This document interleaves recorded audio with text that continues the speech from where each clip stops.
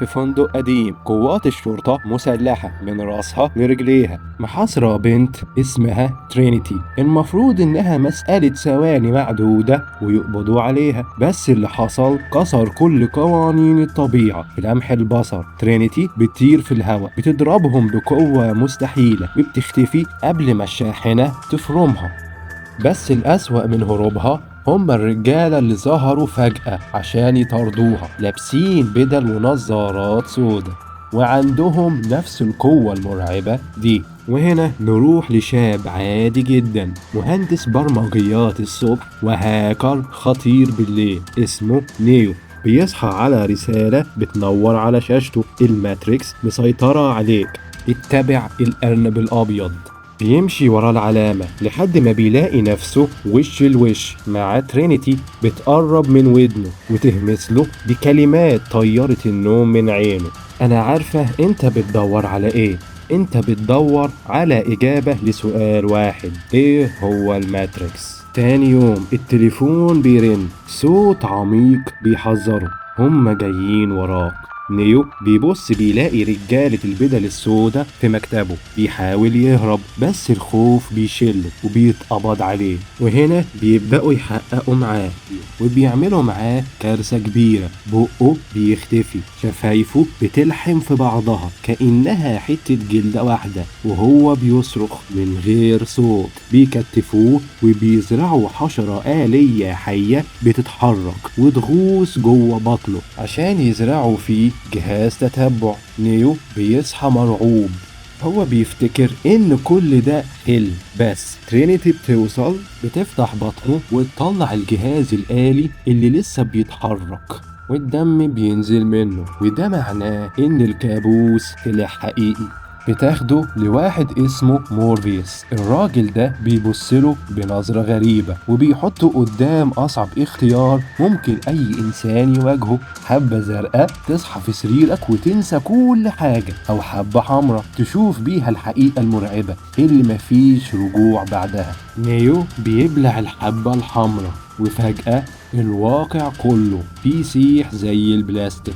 بيفتح عينه وهو بيختنق، بيلاقي نفسه عريان، بيغرق جوه كبسولة مليانة سائل أحمر لزج. بيمسح وشه وبيبص حواليه، الصدمة بتلحم لسانه. ملايين الكبسولات المرعبة ممتدة لآخر البصر، كل كبسولة جواها إنسان نايم متوصل بأسلاك ضخمة في قفاه. فجأة الأسلاك بتفصل، الكبسولة بتطرده في نفق ضلمة لحد ما سفينة بتنشله من الموت المحتم. مورفيوس بيبصله ويقوله: أهلا بيك في العالم الحقيقي. الحقيقة بتضرب نيو زي الصاعقة. احنا مش في سنة 1999، احنا في سنة 2199، يعني فرق 1000 سنة. البشرية صنعت ذكاء اصطناعي خرج عن السيطرة، ولما قامت الحرب البشر حرقوا السماء عشان يحجبوا الشمس ويقطعوا الطاقة عن الآلات دي. بس الآلات كانت أذكى، حولت البشر نفسهم لبطاريات، مزارع لا نهائية بيولدوا فيها الناس وبيحبسوا عقولهم جوه محاكاة كمبيوتر عملاقة اسمها الماتريكس. العالم اللي نيو عاش فيه طول عمره طلع مجرد برنامج. بس ليه مورفيوس أنقذ نيو بالذات؟ لأنه مؤمن بنبوءة، مؤمن إن نيو هو المختار، الشخص اللي يقدر يكسر قوانين الماتريكس وينهي الحرب. بيبدأ يدربه، بيحمله في عقله كل فنون القتال في ثواني. نيو بيقف قدام مورفيوس ويقول له بثقة: أنا عارف كونج فو. بيدخلوا حلبة افتراضية والضرب يبدأ، سرعة جنونية، عرق وتفادي مرعب. مورفيوس بيعلمه ازاي يكسر قوانين الفيزياء، لأن عقله هو اللي بيتحكم فيها مش جسمه المادي. بياخدوه عشان يقابل العرافة، الكيان اللي عارف كل حاجة. وفي صالة الانتظار نيو بيشوف عيل بيتني معلقة معدن بقوة عقله بس.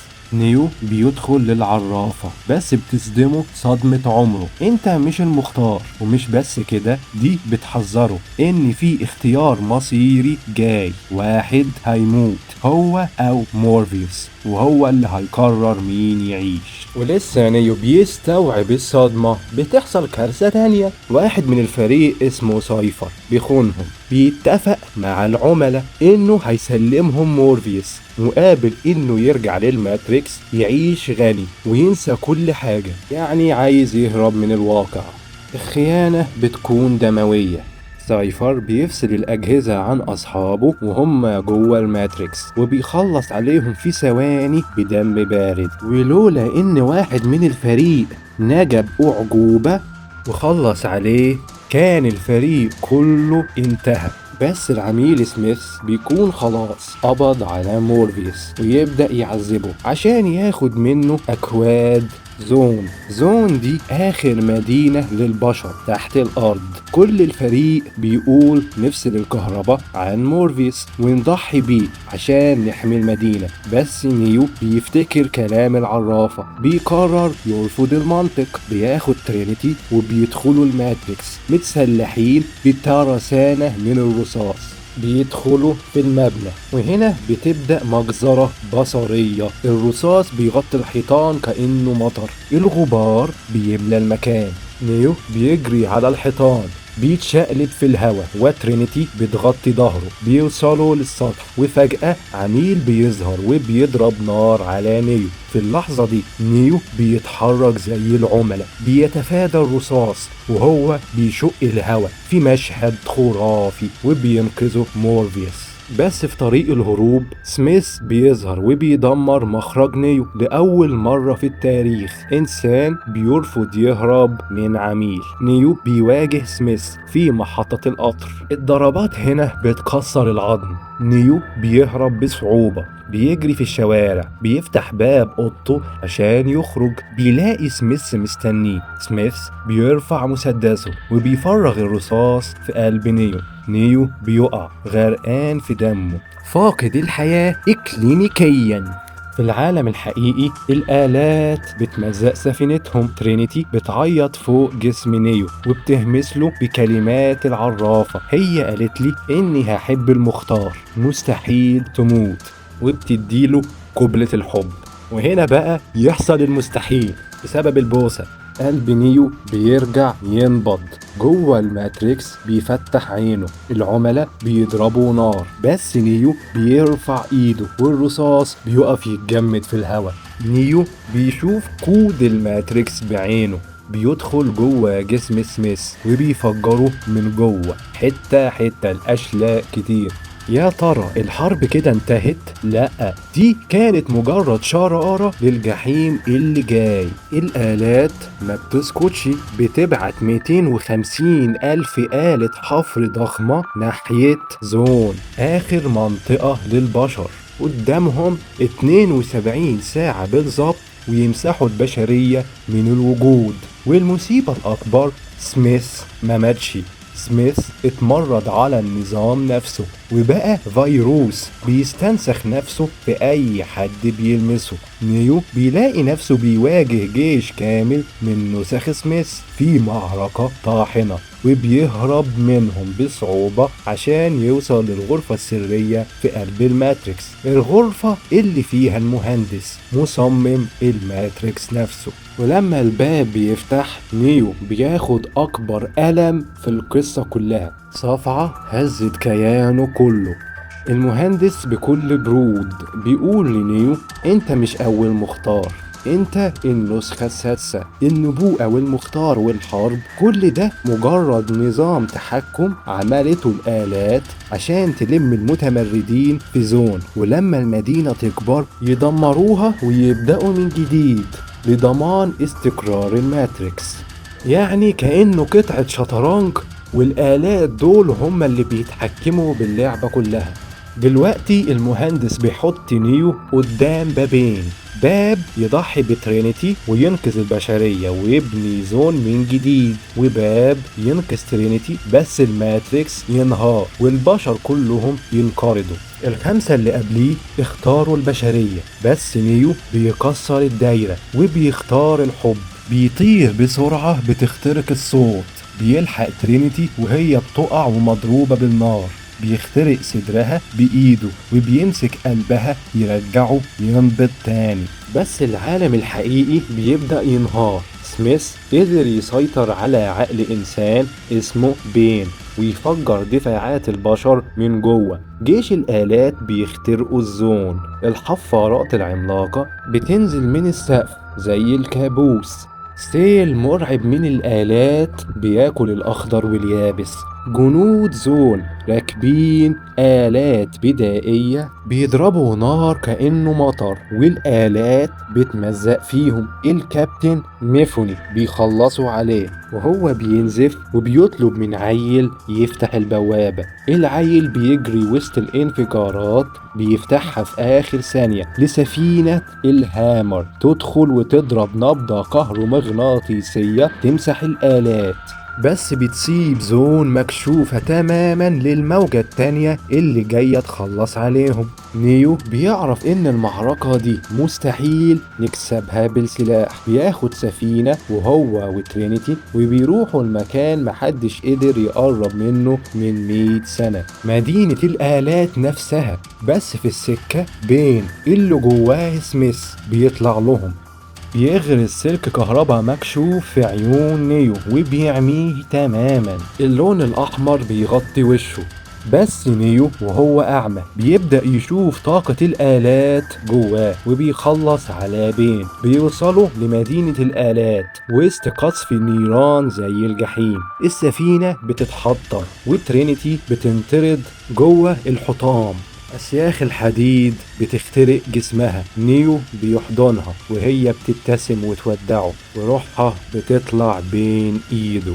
نيو أعمى مكسور بينزف بيمشي لوحده لحد ما بيقف قدام الكيان الأعظم للآلات بيعرض عليهم صفقة العمر. سميث بقى فيروس هيدمر عالم الماتريكس وعالم الآلات، محدش هيقدر يوقفه غيره، هو هيخلص عليه مقابل انهم يسيبوا زون تعيش. الآلات بتوافق وبتوصل نيو بالماتريكس لآخر مرة. بيدخل يلاقي العالم عبارة عن مطر غزير، عواصف ضلمة، وملايين النسخ من سميث واقفين يتفرجوا. سميث الأصلي بيتقدم وبتبدأ أعظم وأعنف معركة في التاريخ. بيطيروا في السماء بيخبطوا في بعض كأنهم قنابل نووية، المطر بيجلد وشوشهم والرعد بيشق السماء. سميث بيضرب نيو بغل بيطيره في الأرض وبيعمل حفرة عميقة زي النيزك. سميث بيقف فوقه ويصرخ فيه بصوت مرعب، ليه مستمر؟ ليه بتقوم تاني؟ عشان الحرية؟ الحقيقة ولا الحب؟ كلها أوهام. ليه انت عنيد؟ نيو بيسند على ايده بيقف وهو بينهج ووشه مليان دم وبيرد بهدوء زلزل كيانه، عشان انا اخترت اكمل. سميث بيتجنن بيقرر ينهي اللعبة، بيمد ايده ويستنسخ نفسه جوه نيو. الظاهر ان سميث انتصر، بس دي كانت خطة نيو. اول ما كود سميث بيندمج مع جسمه، الآلات في العالم الحقيقي بتبعت طاقة جبارة من المصدر بتخش جوه جسم نيو وبتنفجر جوه الماتريكس. سميث وكل نسخه بينفجروا في طوفان من النور الأبيض الساطع. الفيروس اتمسح للأبد. في العالم الحقيقي جسم نيو بينطفت، بيسكن وبيموت، ضحى بنفسه. بس في المقابل الآلات بتسحب قوتها من زون. الحرب اللي بقالها 100 سنة انتهت، وفي الماتريكس العاصفة بتهدى والشمس بتطلع لأول مرة بألوانها الحقيقية والناس بتتحرر. أحيانا أعظم انتصار ما بيجيش من إنك تعيش بطل، بيجي من إنك تعرف إمتى تضحي بنفسك عشان العالم كله يعيش. عايز أسألكوا سؤال، إيه هي آخر مرة شفتوا فيها الفيلم ده؟ وإيه هي اللقطة اللي لسه واقفة في دماغكم؟ بالنسبة لي دي كانت لقطة الحشرة اللي دخلت في بطني، دي جابت لي تروما وأنا صغير ولسه فاكرها لحد دلوقتي، عشان كده قلت أعمل عليها فيديو. هو ده اللي أنا كنت فاكره من الفيلم كله، ما كنتش عارف ان قصته عظيمة وحلوة زي كده. اتمنى يكون عجبكم الفيديو ونلنا الاعجاب وبقيتوا جزء من عائلتنا واشتركتوا في القناة. اتمنى لكم يوم سعيد مليان بالصحة والعافية والسعادة، واشوفكم تاني ومع السلامة يا اعز مشاهد.